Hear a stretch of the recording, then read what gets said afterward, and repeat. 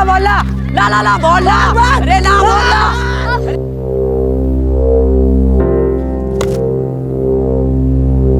ला ला ला ला बोल ला। अरे क्या कर रहा है यार, बॉल ढूंढना है हीरे मोती, जल्दी करना। वो एक लेफ्ट में, एक लेफ्ट में।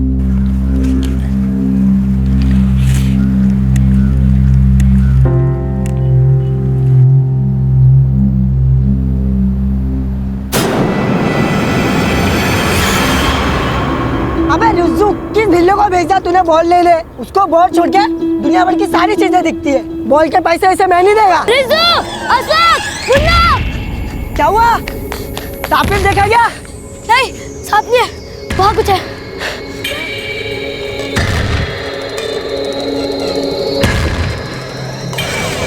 किधर है?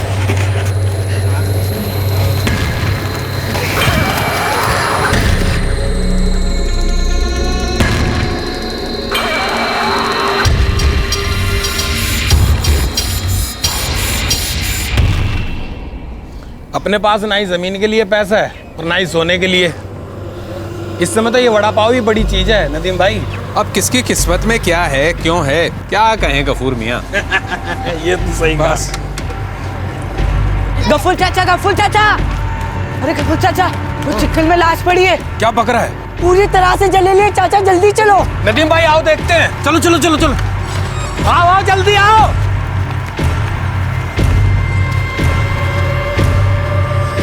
नदीम भाई इसका गेम बजा डाला है किसी ने और जलाने की कोशिश की है। बच्चों के खेलने के मैदान के पास एक लाश पड़ी हुई मिली, आधी जली हुई लाश। इस लाश में कभी जान थी और जहां जान है वहां जज्बात है। आज हम आपको एक ऐसे मर्डर केस की इन्वेस्टिगेशन दिखा रहे हैं जहां हर सुराग एक अलग इमोशन में लिपटा हुआ मिल रहा था, लेकिन इस केस के सारे सुरागों को पकड़ कर रखा हुआ था एक मेटल रॉड ने। जी हां, एक धातु की पट्टी।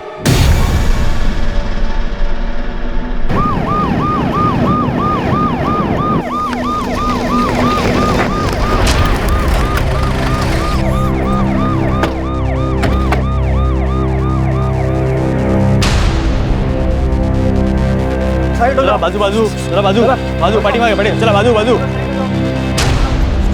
चलो चलो। मोरे हो सर, देखो पब्लिक क्या बोलती है। वक्त तो जब मैंने कुछ देखा क्या हुआ क्या? सर, औरत है, उम्र 65 के आसपास होगी, कोई आइडेंटिफिकेशन नहीं। चेहरा जला दिया गया है, शायद जानबूझकर। शिनाख्त करना मुश्किल है सर। फिलहाल बॉडी को पोस्टमार्टम के लिए भेज दो, वहां से कोई सुराग मिल सकता है। सर,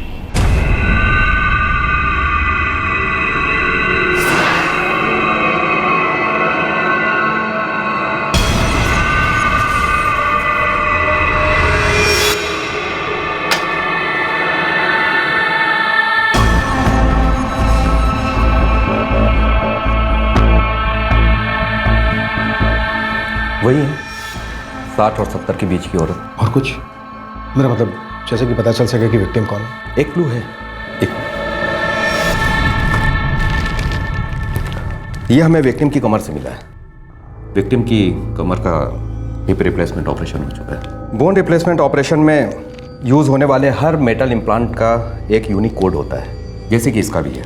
ये देखिए, इस वक्त इस केस में आपके लिए यही एक सुराग है।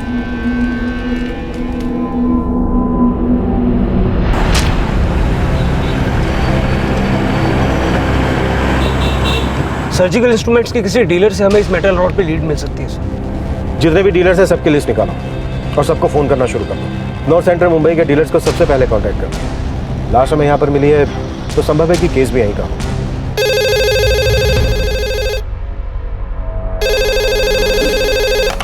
हेलो प्रारंभ सर्जिकल इंस्ट्रूमेंट्स। जी सर। हाँ सर, मैं मैनेजर विश्वास सामंत। हाँ मैं आता हूँ सर, मैं अभी आता हूँ सर। हाँ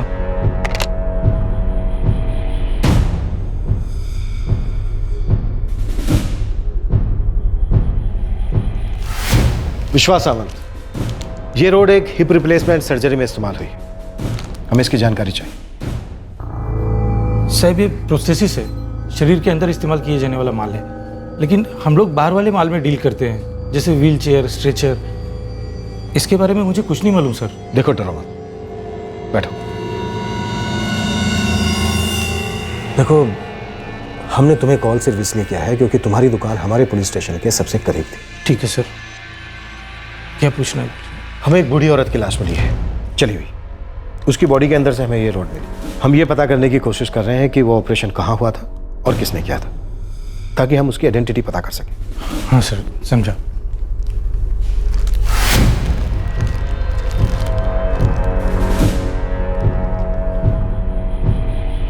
सर ये केल्ट सर्जिकल का माल है। काइन का ऑफिस? इसकी फैक्ट्री सूरत में है, गुजरात में। वहाँ पे एक फ़ोन करेंगे तो मुंबई के सारे डीलर्स का नाम बता देंगे वो, और उन डीलर को सर ये नंबर बताएंगे तो ये कौन सी हॉस्पिटल में सप्लाई हुआ आपको पता चलेगा।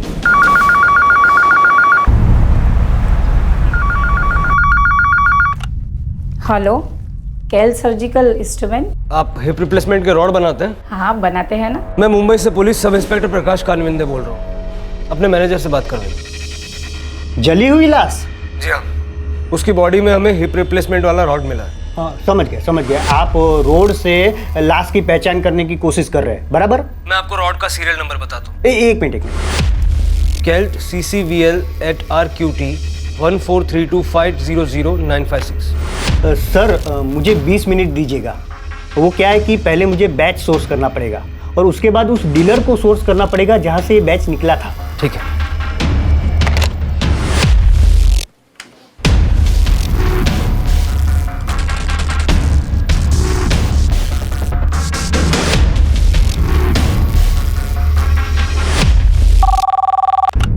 हेलो, मैं दरअसल अदरेसिया बोल रहा हूँ, केल्ट सर्जिकल्स सूरत से।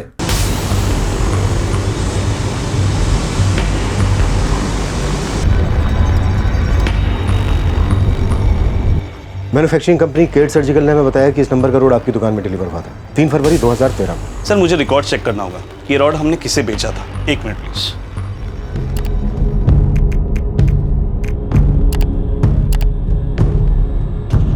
सर ये रॉड हमने दानी ऑर्थोपेडिक हॉस्पिटल को बेचा था। डेट 25 मई 2013 सर। इनवॉइस की कॉपी मिलेगी?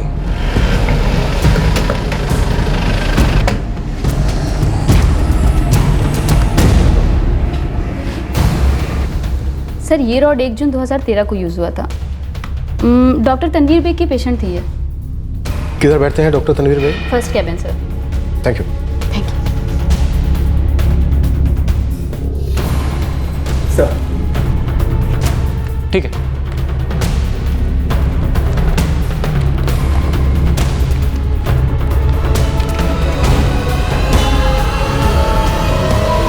जाहिरा अंसारी, ये रही।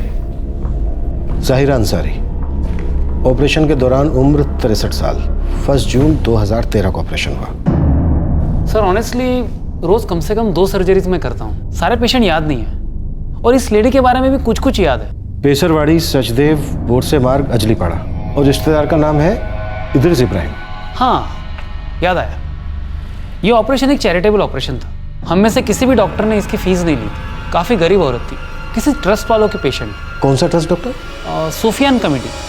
मतलब ये जो इद्रिस इब्राहिम है, इस लेडी का रिलेटिव, उसका एक बड़ा भाई है बशीर इब्राहिम, वो ये ट्रस्ट चलाता गरीब पेशेंट की मदद के लिए।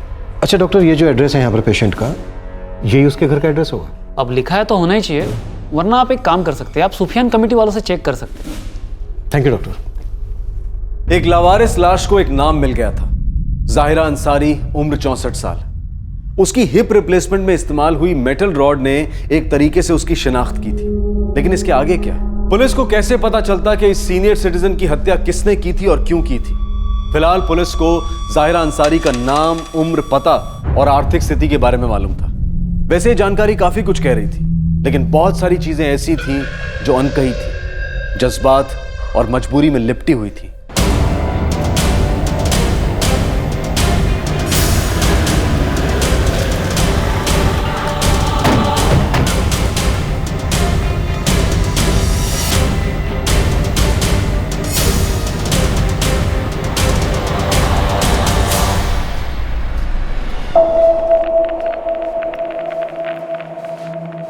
बशीर इब्राहिम कौन है? मैं हूँ सर, बशीर इब्राहिम। कहिए सर, क्या बात है? हमें ज़हीरा अंसारी के बारे में कुछ बात करें। ये ज़हीरा अंसारी का पिछले साल हम लोगों ने ऑपरेशन करवाया था, लेकिन आप लोग उसे क्यों ढूंढ रहे हैं? हम उसे ढूंढ नहीं रहे हैं। हमें एक लाश मिली है जो शायद ज़हीरा की है। क्या? ज़हीरा भी की लाश? पिछले साल जो उनका ऑपरेशन हुआ था उसमें उनकी हिप रिप्लेसमेंट में एक रोड का इस्तेमाल हुआ था। याद है मुझे, ऑपरेशन हुआ था उनका। उससे हमने हॉस्पिटल खोजा, वहाँ से हमें उनका नाम पता चला और वहीं से हम तुम्हारे पास आए। लाश मिली मतलब ये मरी कैसे ज़हीरा भी सर? उनका मर्डर हुआ है बशीर। लाश को बुरी तरह से जलाकर फेंक दिया गया ताकि कोई पहचान ना सके। ऐसी गरीब बूढ़ी औरत को कोई क्यों मारेगा सर? यही तो हम भी जानना चाहते हैं बशीर। देखो, ज़हीरा के बारे में जितनी भी जानकारी है तुम्हारे पास, हमें सब चाहिए। बिल्कुल सर। ये ज़हीरा अंसारी यहीं पास में रहती थी काफ़ी सालों से, अजलीबाड़ा में। हर कोई जानता है उसको। बूढ़ी औरत थी, गरीब थी, अकेली थी, इसलिए जब वो मदद के लिए आई हम लोगों ने ऑपरेशन करा दिया बेचारी का। अकेली रहती थी तो फिर गुजारा कैसे होता था उन्हें? वो सर कचरा जमा करने का काम करती थी। साले कीड़े पड़े तुम लोगों को। एक कप चाय क्या पिला दे, इतनी बातें सुना दे, कमीने कुत्ते। अरे मैंने कितनों को चाय पिलाई थी, कितनों को चाय पिलाई थी। चाय वाली भाभी नाम पड़ गया था। एक बुढ़िया को एक चाय नहीं पिला सकते तुम लोग, कमीने साले साले। सर वो इधर अजलीपाड़ा चाल नंबर 2 में रहने की। अब एकदम वो चाल नंबर याद नहीं मुझे, लेकिन आप वहाँ किसी को भी पूछ लीजिए, हर कोई जानता है ज़हीरा अंसारी को।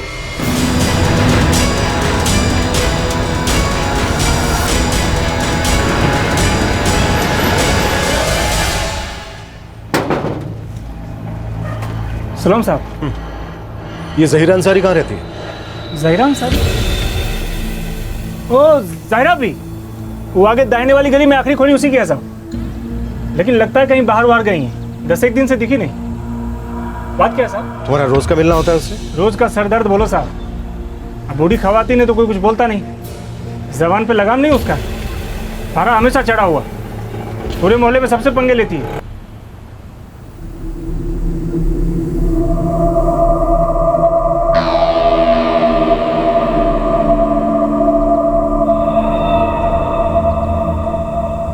अबे ओ कादिर के बच्चे, एक बूढ़ी औरत को ऐसा खड़ा करने में तुझे मजा आता है क्या? नालायक, तेरे माँ बाप ने यही तमीज सिखलाई तुझे? एक तो तुम मेरा फोकट में पान खाओगी और मैं तुम्हारी गालियाँ खाऊं फोकट में सुबह सुबह। फोकट में गालियाँ दे रही हूँ? मैं कोई पागल थोड़ी हूँ जब बिना वजह के गालियाँ दूँ। 15 मिनट हो गए मुझे यहाँ खड़े खड़े, अभी देता हूँ, अभी देता हूँ। अबे कछुए की औलाद, तू पान बना रहा है या ताजमहल बना रहा है अपनी उस काड़ी बेगम के लिए? जरा भी दे, जल्दी से पान दे। बस वही वाली गली में साहब। उसका पड़ोसी है मंसूर कुरैशी, उसने तो ज़हीरा भी के बारे में मिसिंग कंप्लेंट भी करवाई पुलिस स्टेशन में।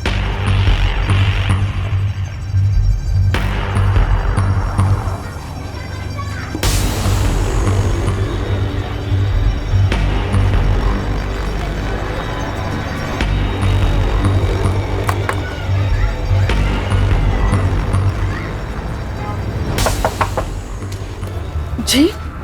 मंसूर कुरैशी कहाँ? वो तो काम पर गए हैं। कहाँ काम करता है? वो मारू भाई के कसाई खाने में। क्या हुआ साहब? मारूफ की दुकान कहाँ पर है? बस यही 2 मिनट पर है। मंसूर ले आओ मंसूर कुरैशी। कुछ तो बताइए ना साहब, आखिर बात क्या है? ये ज़हीरा अंसारी का घर कब से बंद है? 10 दिन हो गए हैं, पता नहीं कहाँ चली गई है। इन्होंने तो रपट भी लिखाई है। प्रकाश, ताला तोड़ दो। सर।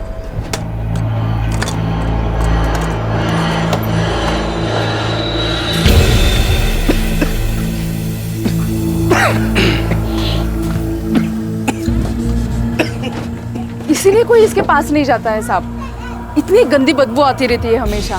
दुनिया भर का कूड़ा कचरा इकट्ठा करती है, ऊपर से किसी को कुछ नहीं बताती है कि ये सब क्यों कर रही है।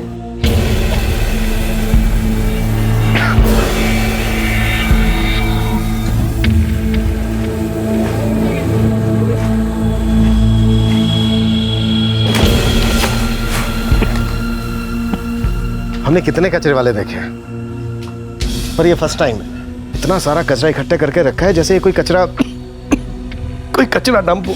सर, घर में एक ही दरवाजा है, ना टॉयलेट है, ना किचन, ना बैठने की जगह है, ना सोने की जगह। तो फिर ये खाना कहाँ बनाती थी? सोती कहाँ होगी?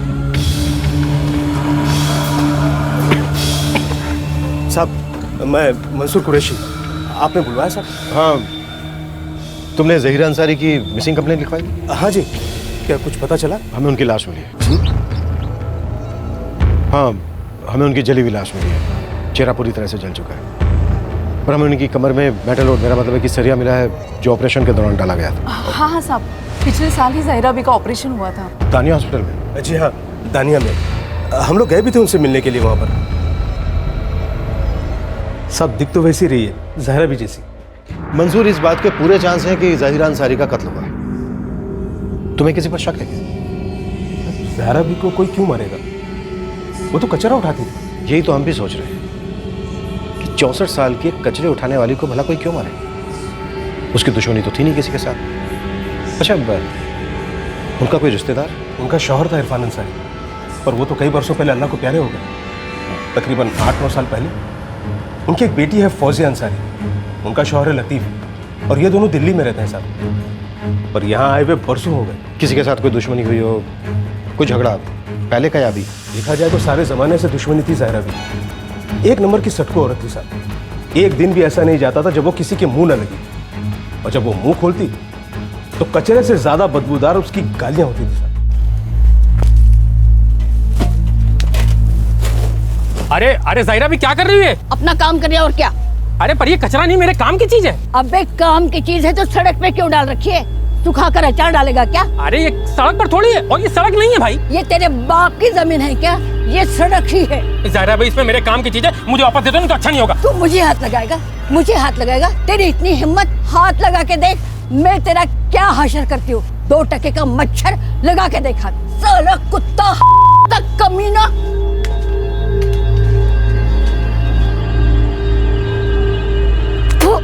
ये चाय है या गटर का पानी? दूसरी चाय बना, ताजे दूध की इलायची डाल।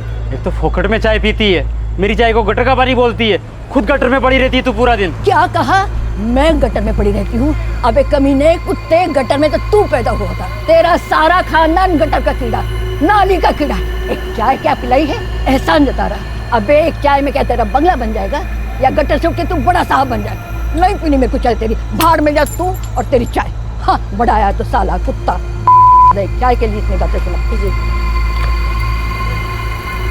फिर से खिचड़ी? अरे तेरा शोहर तेरे को 2 थप्पड़ नहीं लगाता? रोज रोज खिचड़ी बना देती? अलसी कहीं। ये लीजिए।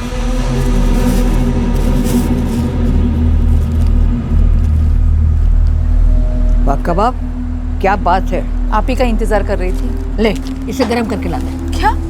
अरे ठंडे कबाब कोई खाता है क्या? कुत्ता समझाए मुझे। अच्छा बाबा लाती हूँ। जल्दी कर, बेवकूफ।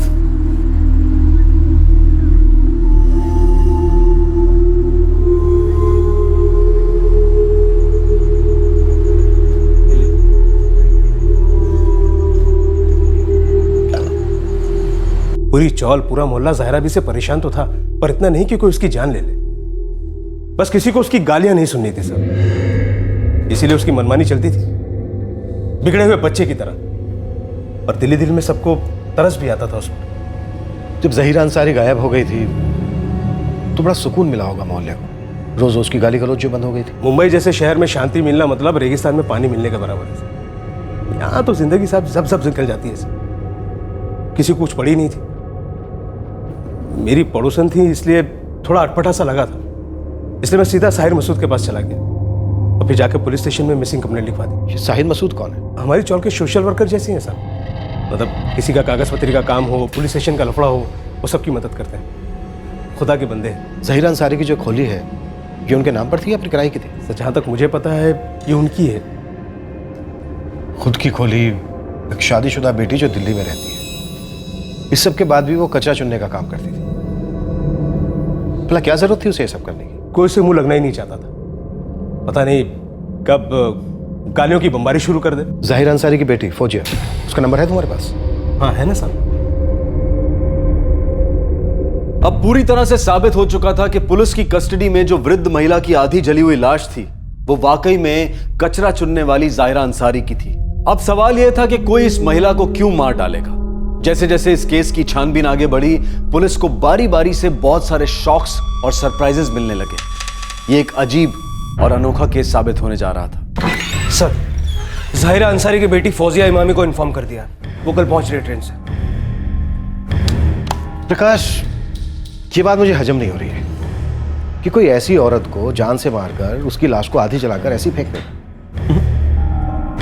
कुछ और है इस केस में। तुम एक काम करो, तो सोशल वर्कर साहिल मसूद से मिलो, जिसने मसूद की हेल्प की थी मिसिंग कंप्लेंट लिखाने में। वो जरूर कुछ ना कुछ जानता होगा इस औरत के बारे में। सर। प्रकाश, जहीरा के घर की फिर से तलाशी लो, हर जगह ढूंढो, सब कुछ ढूंढो। Okay sir.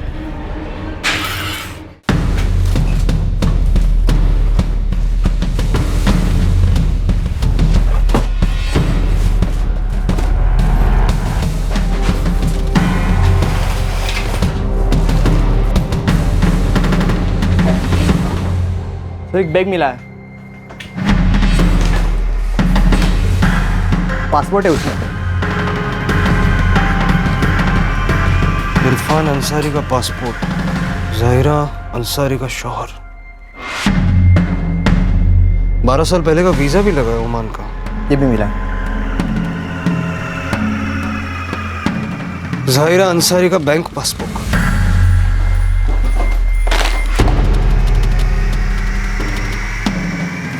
सर ये देखिए,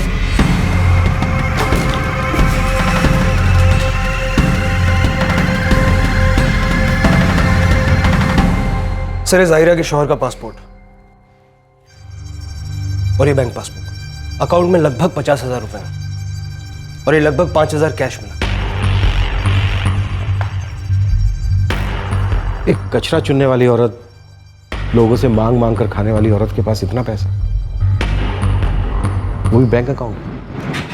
सर, मैं साहिर मसूद, अंजलिपाड़ा में सोशल वर्कर हूँ सर। आपने बुलाया सर? जाहिरा अंसारी के बारे में सुना होगा तुमने? हाँ सर, अभी सुना। अच्छी तरह से जानते थे उसे? अच्छी तरह से तो कोई नहीं जानता था उसको। आपने सुना होगा साहब, थोड़ी सटको औरत थी। बुरी औरत नहीं थी, लेकिन हाँ थोड़ी अलग थी। कोई उसे ठीक से नहीं जानता था, वो लोगों को गालियां देती थी, फिर भी लोग झेलते थे उसे। सर, ये कहानी का एक पहलू है, इस कहानी का दूसरा पहलू भी है। और वो क्या है? और वो यह है सर कि जाहिरा अंसारी एक बहुत मालदार औरत थी और दिलदार भी। मालदार? तुम जाहिरा अंसारी की बात कर रहे हो ना, वो कचरा चुनने वाली जाहिरा अंसारी? हाँ सर, मैं जाहिरा अंसारी की ही बात कर रहा हूँ। दरअसल वो एक किस्म की जादूगरनी थी। जब भी किसी को कुछ जरूरत होती थी ना, वो सबके काम आती थी। चाहे किसी गरीब लड़की की शादी हो, किसी को हज पे जाना हो, या फिर किसी बच्चे का बर्थडे बनाना हो, वो बराबर सबको पैसा देती थी। और लोन नहीं सर, डोनेशन। ज्वेलरी का बहुत शौक था उसको और बहुत था उसके पास। बिंदास पहन के घूमती थी।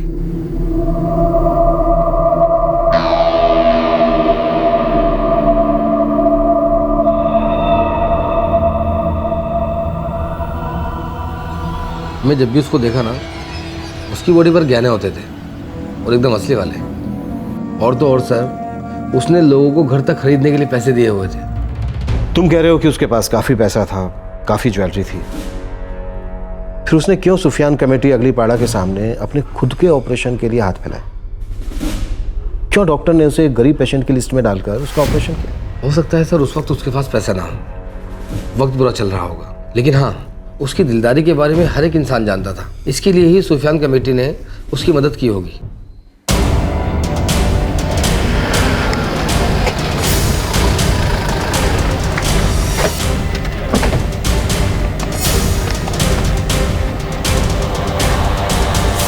ये उस वक्त उनके पास पैसे नहीं थे सर। मतलब उन्होंने बोल दिया कि नहीं है, तो हम लोगों ने भी मान लिया कि नहीं होंगे। आप लोगों को पहले से मालूम था उनकी दिलदारी के बारे में? अरे सर, वो हमारे जमात में बहुत दूर दूर तक मशहूर थी, काफ़ी लोगों की मदद की थी उसने। इसलिए जब उसने बोल दिया कि उसको मदद चाहिए, हम लोगों ने एक बार भी नहीं सोचा, सीधा हाँ बोल दिया। जहरा भी चाय बने कुछ? बढ़िया सी अदरक वाली चाय बनवा दे और साथ में कुछ खाने को भी। हाँ जरूर। हाँ रफीक। दानिया अस्पताल का डॉक्टर है ना, कह रहा था जाहिरा भी तुम्हारी कमर निकाल कर नकली कमर लगवा देंगे। देखो ना आजकल क्या क्या होता है। हाँ, ये आपका ये फ्रैक्चर हुआ है ना? हाँ, वो सब ठीक कर देंगे। सलिया वलिया घुसाते हैं, लेकिन एकदम सही हो जाता है सब। अरे फिर से एकदम कड़क चलने लगोगे इंशाल्लाह। मगर कम्बख्त कड़क रोकड़ा भी मांगते हैं। पूरे 1.5 लाख का खर्चा है और आजकल अपनी कड़की चल रही है। सुन ना, तू बोर्ड से बात करके मेरी मदद करवाएगा? अरे जाहिरा भी आपको ना कौन बोलेगा, आप खुद एक ट्रस्ट की तरह काम करती आई हैं। तब पैसे थे, दिल किया दे दिया, मगर जिनकी भी मदद की ना कमबख्त खुद गर्ज निकले, साले कुत्ते कीड़े पड़े उनको। बस ये इसी तरह गालियां दे दे कर आप लोगों की मदद करती है। अरे लोगों को मार गोली। तू मेरा काम करेगा कि नहीं पहले ये बता। नहीं जरूर करूँगा, बस ये 2 दिन में बता दूंगा आपको। ठीक है। इतने सारे पैसे, इतने सारे गहने, फिर तो काफी साफ हो जाता है कि ये मर्डर पैसों के लिए हुआ होगा। हाँ सर, मुझे भी लगता है यही हुआ होगा, लेकिन मुझे या कभी किसी को कुछ पता नहीं चला कि ये औरत कचरा क्यों उठाती है। ये मालदार औरत थी, मतलब अब मैं क्या बोलूँ। ये हमारे ट्रस्ट की एक बिल्डिंग आ रही थी, काफ़ी लोग उसमें फ्लैट ले रहे थे। जाहिरा बी को भी उसमें फ्लैट लेना था। क्या फ्लैट आज के ज़माने में? अरे वही तो सर, ताज्जुब तो मुझे भी हुआ। मुझे समझ नहीं आया मैं कैसे समझाऊँ उन्हें। बशीर बेटा सुन तो, बशीर रुक तो सही। क्या बात है जाहिरा बी? सुना है ट्रस्ट की इमारत आ रही है? हाँ सही सुना है। मुझे भी एक घर चाहिए, कितने में आएगा? जाहिरा भी बिल्डिंग में फ्लैट कोई फिरनी मालपुआ नहीं है जो ईद के दिन खरीद के खा लिया जम के। फिर भी बता तो सही कितने में आएगा? सर मैंने बस ऐसे ही उसको एक हिला देने के इरादे से बोल दिया कि 20 लाख, बिना कुछ सोचे। और 20 लाख में उन्होंने फ्लैट ले लिया? नहीं सर, वो तो वहीं पे तकाजा करने लगे। 20 लाख? तौबा तौबा, ये तो बहुत ज्यादा है। वही तो बोल रहा था मैं आपसे कि रहने दो। कुछ तो कम करो। कम करो मतलब कितना कम करो? और क्या होगा उससे? जाहिरा भी देखो, बात यहाँ पे लाखों की हो रही है। मुझे मत सिखा प्रॉपर्टी के भाव। जहाँ पर तुम्हारी इमारत आ रही है ना, उसके हिसाब से 16 लाख में होना चाहिए। 16 लाख तुम लाओगी कहाँ से? करती हूँ इंतजाम। 16 लाख कहाँ से लाओगी?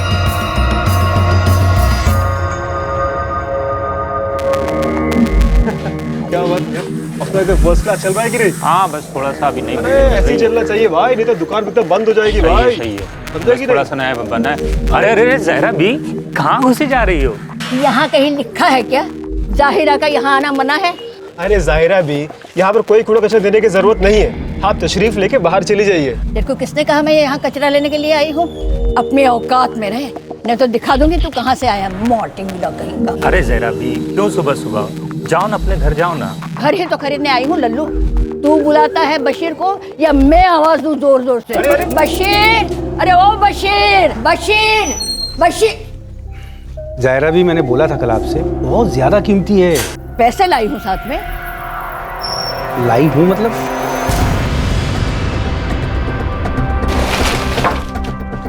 चलो चलो गिनना शुरू कर दो, मेरे पास टाइम नहीं है, हजारों काम है, पूरे 16 लाख हैं।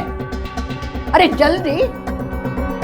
नोटों की हालत बहुत बुरी थी सर, कुचले हुए मैले नोट थे, वो सारे असली, सभी नोट असली थे। 16 लाख थे सर पूरे। मतलब सोने के जेवर, रेडी कैश के साथ साथ उनके पास एक फ्लैट भी था।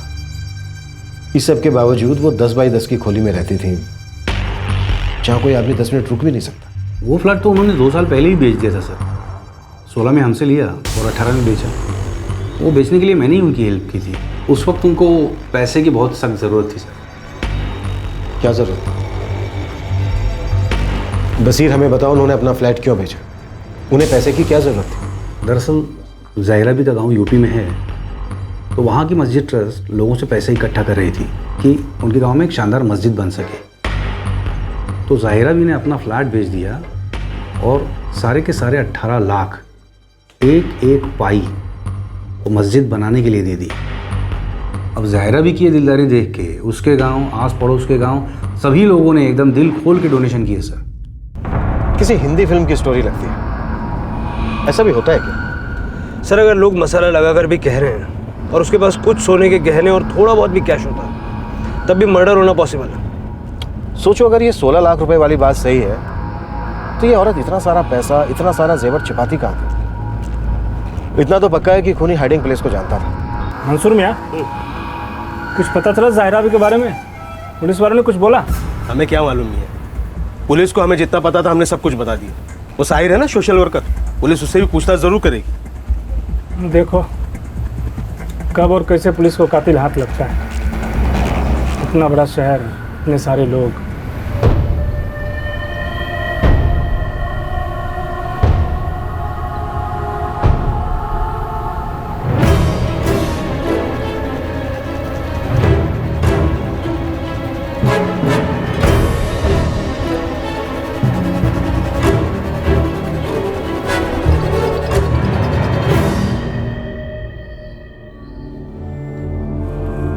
फौजिया जी, सोशल वर्कर साहिल और जाहिर अभी के पड़ोसी मंसूर ने शिनाख्त की है इनकी। इन दोनों का कहना है कि आपकी मां जाहिर अंसारी ही है। लाश आधी जल चुकी थी। पोस्टमार्टम रिपोर्ट में हमें इनकी कमर में एक सरिया मिला, जिससे केस शुरू हुआ। मुझे भी कुछ ऐसा ही लगता है। सालों से जाहिर अंसारी कचरा चुनने का काम करती थी, लेकिन इस कहानी का एक दूसरा पहलू भी है, और वो ये है कि ये काफ़ी अमीर थी, लोगों को दान देती थी। आपको कुछ कहना है इस बारे में? जिस बारे में मालूम ना हो उस बारे में चुप रहना ही बेहतर है। आप अपनी माँ के बारे में ज़्यादा कुछ नहीं जानती हैं क्या? मेरे अब्बा की दूसरी बीवी थी जाहिरा अंसारी। मेरी अम्मी के इंतकाल के बाद अब्बा छोटी अम्मी से, अब मेरा मतलब है जाहिरा अंसारी से मिले। तब तक मैं बालिग हो चुकी थी। मेरी शादी के कुछ साल पहले ही उनकी शादी हुई थी।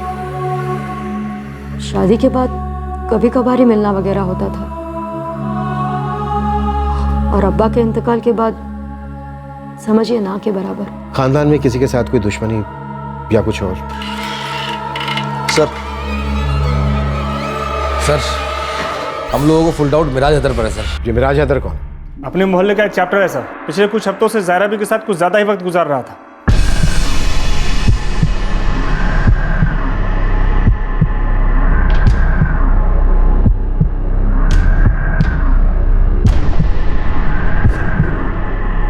ये मिराज हैदर भी कचरे वाला है क्या?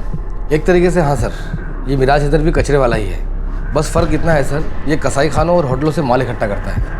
सर ये मिराज हैदर गोश्त की हड्डियाँ और चर्बी इकट्ठा करके बेचता है। किसको बेचता है? एक हड्डी को डीलर है सर, उसको ही बेचता है।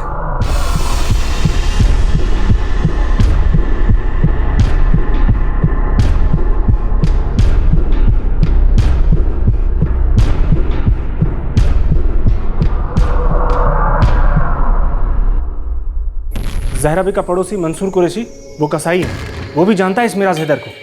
ये मिराज घंटों बैठा रहता ज़हरा बी की खोली में, पता नहीं क्या बातें करते दोनों।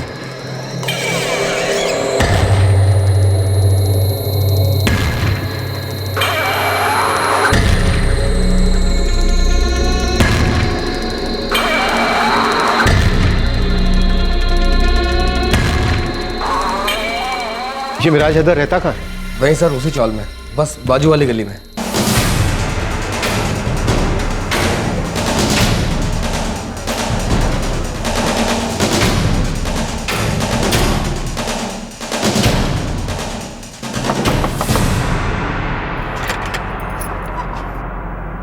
मिराज का साहब वो घर पर नहीं है। कहाँ मिलेगा? मेरे शौहर मुंबई के बाहर गए हैं। उस जगह का कुछ तो नाम होगा। सगडोली गांव, जिला हिसवाद। वहाँ एक बाबा की दरगाह है, वहीं गए हैं।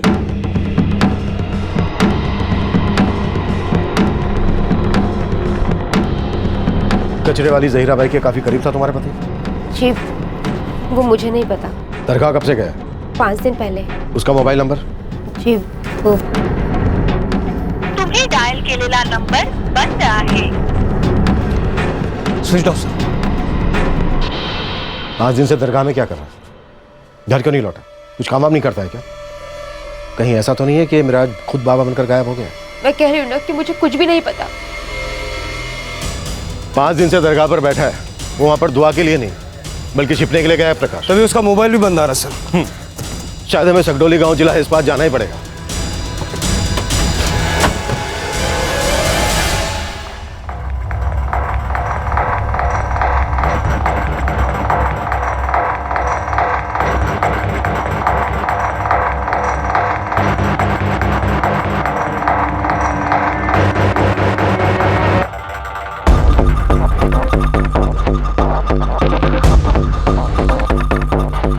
प्रकाश, गाड़ी अंदर ले।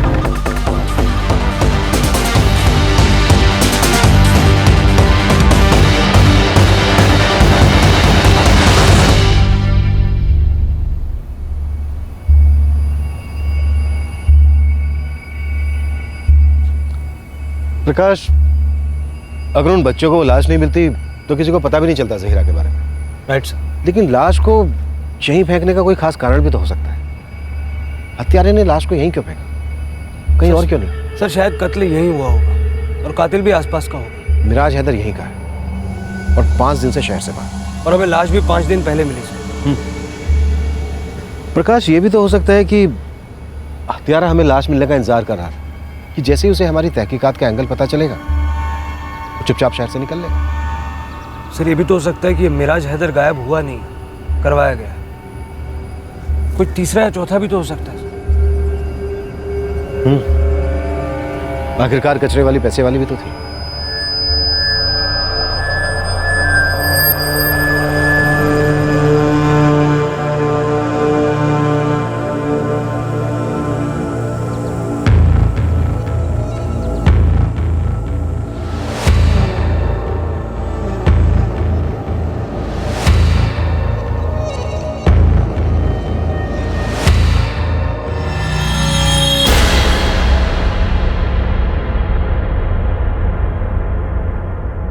सर इस मिराज हैदर का फोन अब भी स्विच ऑफ आ रहा है। लगता है सकडोली गांव जिला इस बात जाके हमें इसे धरना होगा।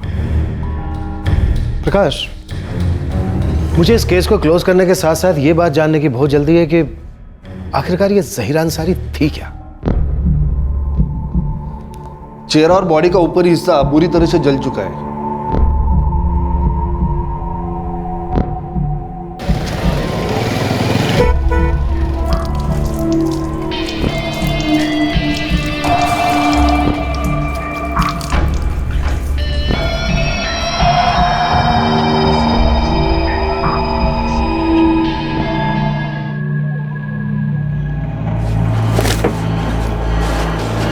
सुनिए, लोग जो बोल रहे हैं वो क्या सच है? क्या बोल रहे? यही कि इसके पास बहुत सारा पैसा और जेवर है। मुझे क्या मालूम, अब अगर पुलिस बोल रही थी तो शायद होंगे। अपने साहिर भाई को पता है? शायद। अल्लाह हाफिज। वो कोई जादू टोने वाली औरत तो नहीं थी? कचरे में हाथ डालती तो कभी निकालती सोना और कभी रोकड़ा।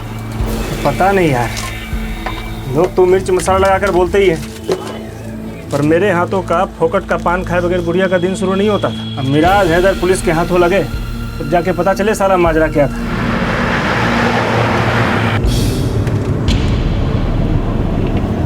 मुंबई पुलिस मुंबई से बहुत दूर हिस्वात के लिए रवाना हो गई मिराज हैदर की तलाश में। वही मिराज जिसने आखिरी कुछ हफ्ते ज़ाहिरा अंसारी के साथ बिताए थे। पर सवाल यह था कि क्या यह वही मिराज था जिसने ज़ाहिरा का बड़ी बेरहमी से कत्ल किया था?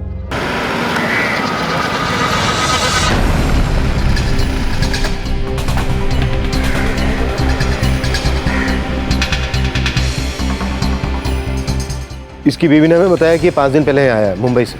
देखिए जनाब, यहाँ सैकड़ों लोग रोज आते हैं, ऐसे चेहरे से पहचानना तो बहुत मुश्किल बात है। 5 दिन से घर नहीं लौटा, यहाँ खिदमत करने के लिए रुका होगा। अगर ऐसा है तो हमारी लिस्ट में उसका नाम पता होगा, मैं देखता हूँ।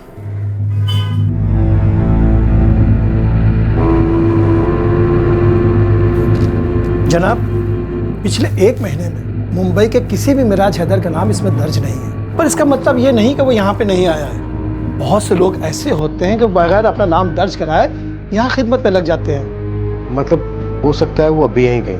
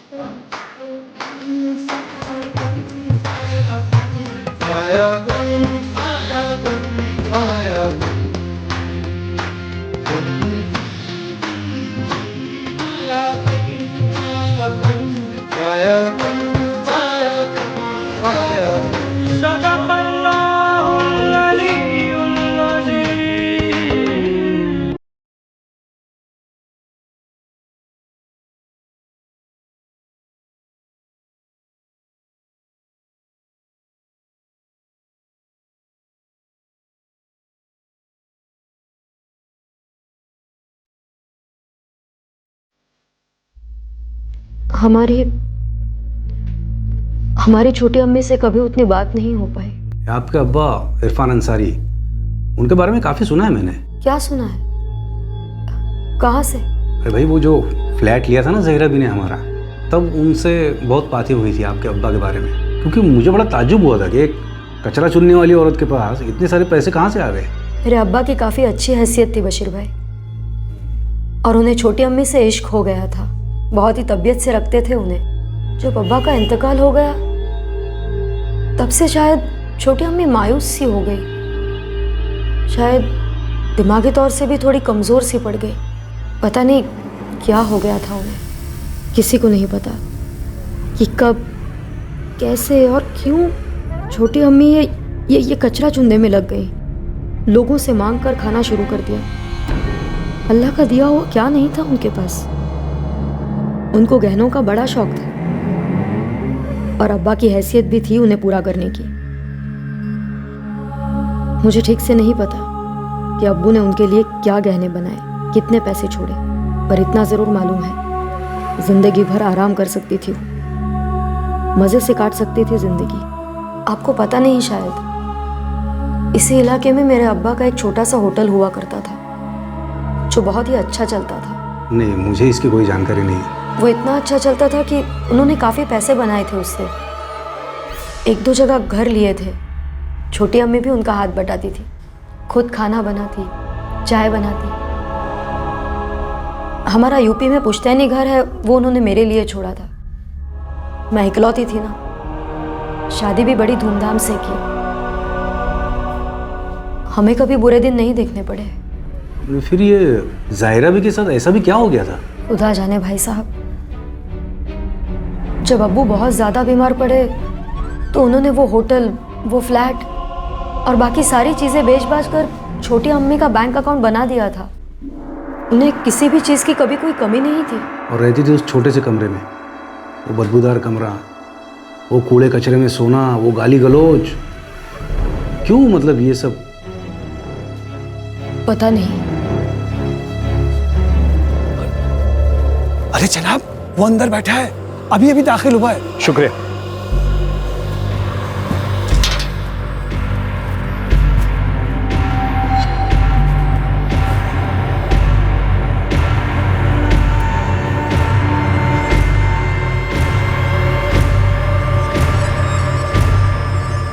क्या बात? बताएं क्या बात है? हम क्या बताएं? अब बताना तुझे, ढेर सारे सवाल है हमारे पास। यार सब मेरी बात तो सुनो, मैंने क्या किया सब? सब मेरी बात सुनो सर।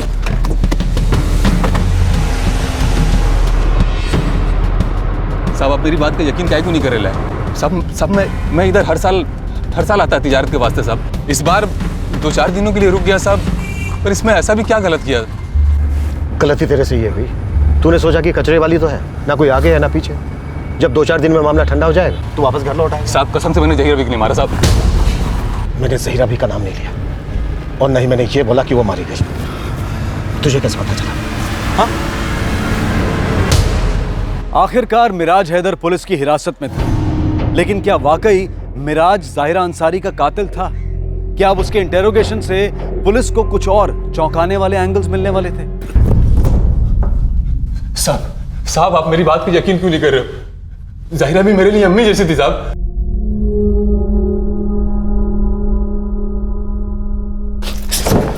उस खोली में इतनी बदबू थी, उस खोली में कोई ज्यादा देर नहीं टिक सकता। लेकिन तू टिका, बहुत मेहनत की तूने, सब पता लगाया हमने। तेरे अलावा उस खोली में किसी का आना जाना नहीं था। चल बोल, क्या क्या चुराया तूने? साहब मैंने कुछ नहीं चुराया साहब, हम दोनों का काम एक जैसा था। वो कचरा उठाती थी और मैं हड्डियां बीनता था साहब। हम दोनों का रोना धोना एक जैसा था, इसीलिए हमारे बीच इतनी बात होती थी साहब। इतने सालों से तुम लोग एक ही चाल में रह रहे हो। इससे पहले तो तुझे कभी प्यार नहीं आया अपनी नई अम्मी पर? हाँ साहब आपको गलतफहमी हो रही है साहब। जरूर आपका कोई कान भर रहा है। मुझे पता है साहब, ये जरूर उस कादिर पान वाले ने किया होगा। सब उसी का किया कराया साहब। कहना क्या चाह रहे हो? साहब ज़हीरा भी कादिर पान वाले को पसंद नहीं करती थी। उन दोनों के बीच में कुछ लफड़ा हुआ था पहले से साहब। एक तो तुम मेरा फोकट में पान खाओगी और मैं तुम्हारी गालियां खाऊं फोकट में सुबह सुबह। दे जल्दी से पान दे। वो तो चाल के सभी लोगों से लड़ती झगड़ती रहती थी, सबको गालियां देती रहती थी। कुछ नया बोल। साहब यही सारा चौल उसको जरूरत पड़ने पे सलाम भी करता था। साहब चौल में सभी लोगों को ये पता था कि जहीरा भी के पास कुछ छुपा हुआ माल है। उसने हर किसी की मदद की ली थी साहब। अभी पता नहीं साहब सब चुप क्यों है। साहब इस कादिर ने भी जरूर उससे पैसे लिए होंगे और उसी ने मर्डर किए लाया साहब। साहब बिल मेरे नाम पे फाड़ा कहीं को साहब, मैं मिला ना उसको बकरा। साहब मैं कसम से बोल रहा हूँ साहब, उस मिराज ने फंसाया मुझे। लाश मिलने के 5 दिन बाद तक हम कितनी बार तेरी इस बस्ती में गए, कितनी बार तेरे से बातें हुई, लेकिन कभी तेरे मुंह से मिराज का नाम नहीं निकला। अचानक से तेरी जबान खुलती है और मिराज का नाम निकलता है। साहब मेरे को लगा कि आप लोगों को मालूम होगा ये मिराज ज़ाहिरा भी के आगे पीछे घूमता था। मुझे लगा ये भी मालूम हो को दरगाह गया है। मैंने तो बस 2 और 2 जोड़ा साहब, और सबसे पहले आपको ईमान से सब कुछ बता दिया। हम भी 2 और 2 जोड़ दिए, जो साफ कहता है कि तूने गलत किया। तेरा इरादा पहले से था मिराज को फंसाने का, बस तू मौका देख रहा था, कब और कैसे। जैसे ही मिराज दरगाह के लिए निकला तुझे मौका मिला, तूने 2 और 2 जोड़े और गलत खबर आकर हमें दे दी। नहीं साहब, या तो तूने ये कांड खुद किया है या फिर तूने किसी और के साथ मिलकर जहीरा भी का मर्डर किया। साहब आप तो कुछ भी बोले जा रहे हो साहब। मेरा ज़ाहिरा भी के साथ 36 का आंकड़ा था। वो मेरा फोकट में पान खा जाती थी और ऊपर से गालियां भी बकती थी। इतनी सी बात के लिए तो तू उसका मर्डर नहीं करेगा। चल बोल, जेवर कहां छिपाया या फिर बेच दिया? कहां है पैसे? मैंने नहीं मारा उसे साहब। साहब मैं कसम से बोल रहा हूँ साहब, आप लोगों को गलतफहमी हुई है।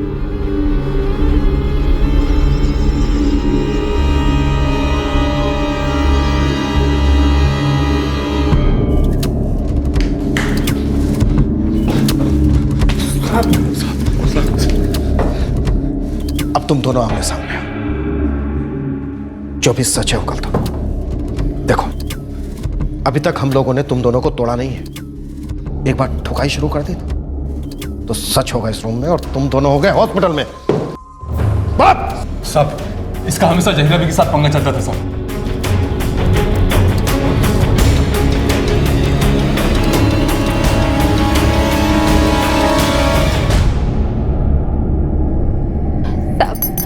मैं आपके आगे हाथ जोड़ती हूँ, मेरे शौहर को छोड़ दो।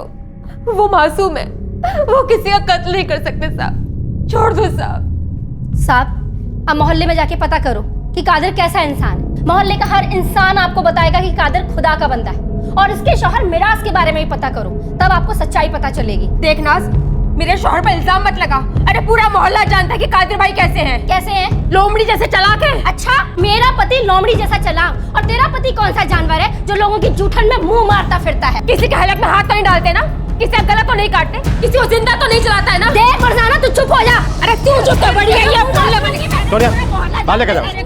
क्या ये दोनों शख्स पुलिस को गुमराह करने की कोशिश कर रहे थे? इन दोनों में से ज़ाहिरा अंसारी का कातिल कौन था?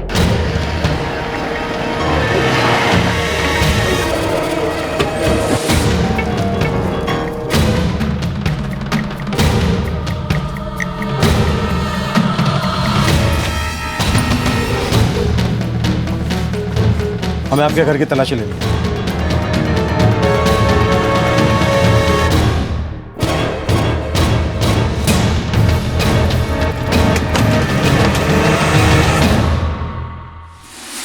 साहब कुछ छुपाए नहीं तो मिलेगा क्या? और अगर कुछ छुपाना होता तो घर में क्यों छुपाते? कादिर ने चोरी का माल कहाँ छुपा कर रखा है? देखो साहब, कादिर ने कोई चोरी नहीं की, कोई माल नहीं छुपाया है, ना घर में और ना ही कहीं बाहर।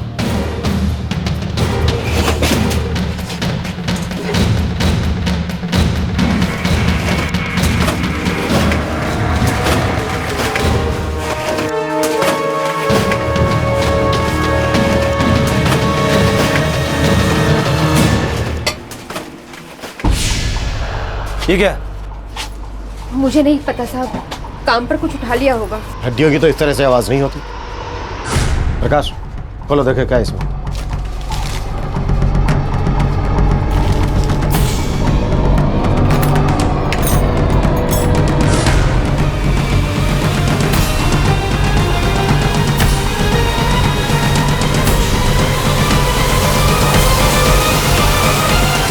आपके मासूम शोहर मिराज कौन से होटल के कूड़ेदान से उठाकर लाए हैं ये सब? खुदा कसम साहब, मुझे नहीं मालूम कि ये चीजें यहाँ कैसे आई। मैंने कभी उनकी बोरियां खोलकर अंदर से नहीं देखी। ये कौन कब से थी यहाँ पर? जब से वो दरगाह के लिए रवाना हुए तभी से। और तुम्हें बिल्कुल पता नहीं था कि इसके अंदर क्या है? मुझे नहीं पता था साहब। फौजिया जी, ये नोट्स पक्का जाहिरा भी के घर के ही हैं, क्योंकि ऐसे ही नोट्स हमें वहां पर मिले थे। और ये कुछ जेवर हैं जिन्हें आपको पहचानना है। हाँ साहब, ये छोटी अम्मी के ही जेवर हैं। मैंने बहुत साल पहले इन्हें देखा था, पर मुझे याद है ये उन्हीं के हैं। साहब? वो मैं नहीं बता सकती साहब, क्योंकि छोटी अम्मी के पास ढेर सारे जेवर थे, पर इनमें से कुछ तो उन्हीं के हैं, पक्का। साहब जी छोड़ दो।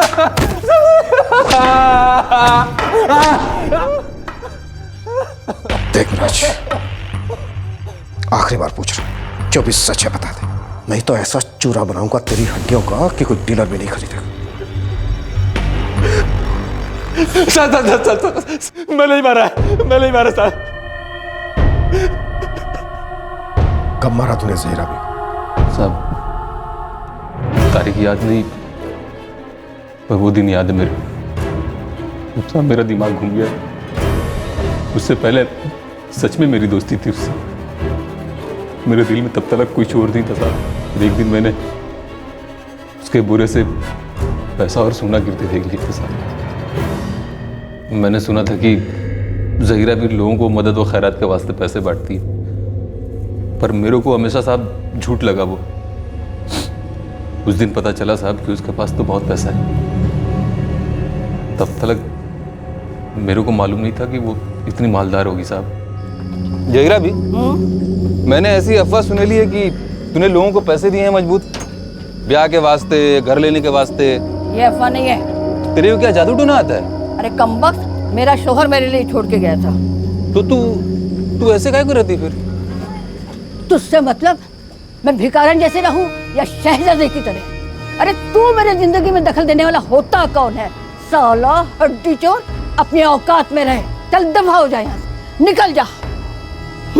साला बड़ा आया, मुझे उल्टा ऐसी क्यों रहती है? मेरी नज़र उसके पैसों पर टिक गई थी। मुझे उसके पैसे चाहिए थे। फिर मैंने धीरे धीरे हाथ मारने की कोशिश की। सब वो कचरा आड़ा टेढ़ा रखती थी, इधर उधर बोरियों में घुसेड़ देती। कभी कभी बोरियां मिल जाती और माल दिख जाता था, और इससे पहले कि मैं निकाल पाता वो मुड़ जाती साहब। मतलब माल इन्हीं कहीं बोरियों में छिपा हुआ था, पर पता नहीं चल पा रहा था सब कहाँ है। तो तुझे आराम से ढूंढना था, वक्त चाहिए था, वो नहीं चाहिए थी, है ना? हाँ साहब, मैंने ठान लिया था कि आज चाहे जो कुछ भी हो, मैं कुछ ना कुछ तो लेकर जरूरी जाऊंगा, और मैं बिंदास बढ़ गया।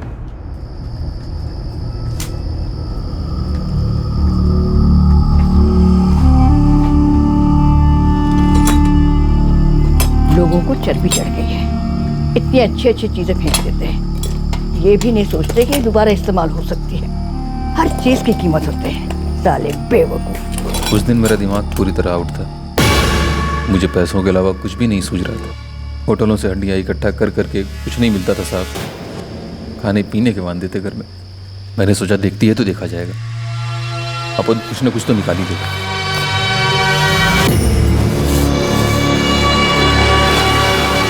तुमने मेरे घर में चोरी करा है?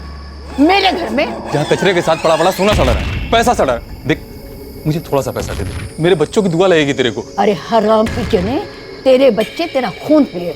मैं उन लोगों को पैसा देती हूँ जो ईमानदार है पर गरीब है, तेरे जैसे चोरों के लिए नहीं। ज़हीरा, अभी तक मैंने चोरी नहीं की। और देख, मेरी जगह कोई और होता तो उसकी नीयत घूमती ही घूमती। अगर तेरी जगह कोई और होता ना तो उसे मार मार के भगा देती। मैंने कई बार तुझे चोरी करते हुए देखा, मगर मैंने छोड़ दिया। मैंने कहा चलो सुधर जाएगा। जैसे जैसे वो बोलते जा रही थी, मैंने वैसे वैसे सुनना बंद कर दिया, क्योंकि मेरे दिमाग में एक अलग ही आवाज़ बोल रही थी कि साला दुनिया भर को पैसे बांटती थी और मैं यहाँ उसका दोस्त, उसके घर की बदबू झेलता। मेरे को एक पैसा नहीं दे रही। मैं बोला तेल लेने गई नहीं, अपन तो छीनेगा, तकलीफ नहीं हुई ना उसको ना मेरे को।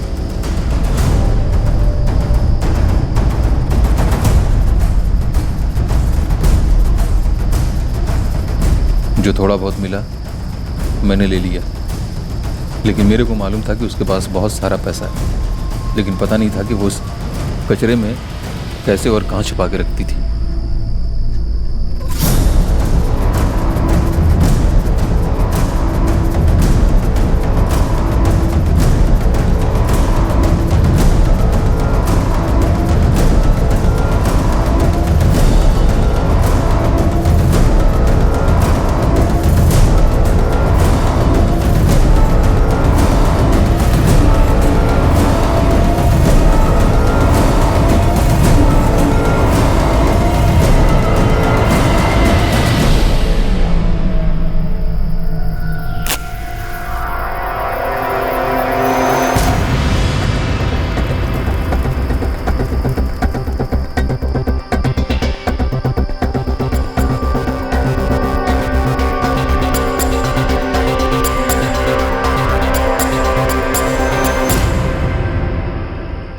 मैंने जलती लाश पे गोश्त की चर्बी और थोड़ी हड्डियां डाल दी। तुझे लगा कि चंद हड्डियां और चर्बी तेरे इतने बड़े कांड को छुपा देंगे और तेरा जुर्म हमेशा के लिए गायब हो जाएगा। तूने सोचा चिड़चिड़ी औरत है, गायब हो जाएगी तो किसी को कुछ पता भी नहीं चलेगा।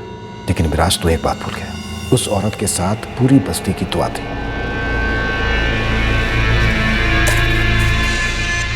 बेटा, अभी तो ये तेरी सजा की शुरुआत है। पुलिस वालों ने बताया कि छोटी अम्मी की सारी चीज़ें मेरे नाम ट्रांसफ़र होने में अभी थोड़ा वक्त लगेगा। जैसे ही हो जाए मैं सब कुछ आपके हवाले कर दूंगी। गरीबों की मदद होगी। आपका बड़प्पन है फौजिया बहन। बड़प्पन तो छोटी अम्मी का था। फकीरों से भी बदतर जिंदगी जी और फरिश्तों की तरह लोगों की मदद की।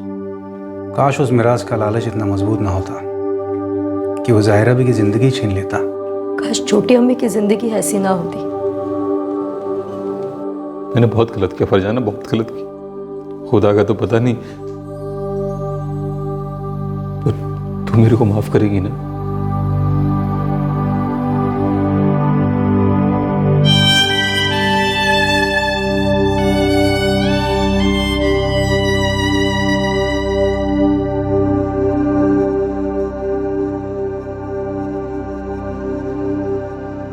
मिराज हैदर को आईपीसी की धारा 302 के तहत मर्डर के लिए, धारा 201 के तहत for causing disappearance of evidence के लिए और धारा 397 के तहत robbery with an attempt to cause death के चार्जेस पर गिरफ्तार किया गया है। मिराज ने कोर्ट के सामने अपना जुर्म कबूल कर लिया है। इस वक्त वो जुडिशियल कस्टडी में है। कुछ लोगों के लिए ज़ाहिरा अंसारी मोहल्ले की एक सरदर्द थी जो मांग कर खाना खाती थी और बदले में गाली भी देती थी, और कुछ लोगों के लिए ज़ाहिरा अंसारी एक दिलदार औरत थी जो मुश्किल वक्त में काम आती थी, फिर चाहे वो काम पर्सनल हो या सामाजिक। मिराज भी एक कचरे वाला था। वो भी बची खुची हड्डियों से अपनी जीविका कमा लेता था, लेकिन उसके अंदर के लालच ने उसके विवेक, उसके ज़मीर को खामोश कर दिया था। इस केस के साथ एक बार फिर से साबित हुआ कि जुर्म कभी भी फायदेमंद साबित नहीं होता। Crime never page. जहां एक तरफ मिराज ने लालच की वजह से एक बूढ़ी औरत को बेरहमी से मार डाला। आपसे फिर मुलाकात होगी क्राइम पेट्रोल सतर्क में। तब तक अपना ख्याल रखें, सुरक्षित रहें और याद रखें, सही वक्त सही कदम, सतर्क रहें। जय हिंद। इस तरह के और भी एपिसोड देखने के लिए हमारे चैनल को सब्सक्राइब करें और बेल आइकन दबाना ना भूलें।